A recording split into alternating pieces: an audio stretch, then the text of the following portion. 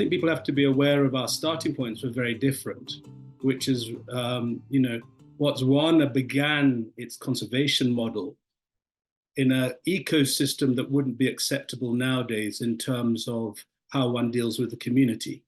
And I think that's just a statement of fact. In terms of evictions and versus voluntary relocations and social license of communities, those sort of issues which weren't really at the forefront in the 90s, but are very much so now. So we have to be a lot more sensitive to communities and to our social license with communities, and even things as basic as free, prior, and informed consent in terms of how we deal with communities. So what might have taken a year or two to do down south now requires a lot more input from the communities, because quite rightly, whilst the state owns the land, the communities have been custodians of that biodiversity for millennia.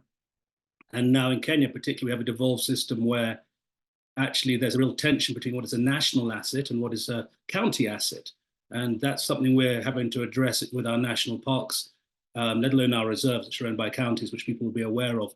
So we have some tensions there that really didn't exist in the 90s, and which certainly are things we have to tread carefully with now. But I do think, as Richard pointed out, the need now for moving on from our model. We got some things wrong, absolutely. Our high traffic footfall model was appalling, and I think we're trying to redress that with a lot of incentive-based conservation benefiting the communities. And the big question is, how do we do that? And I guess we'll come on to that. But it's that just to put that in context, that we're coming from slightly different backgrounds on that.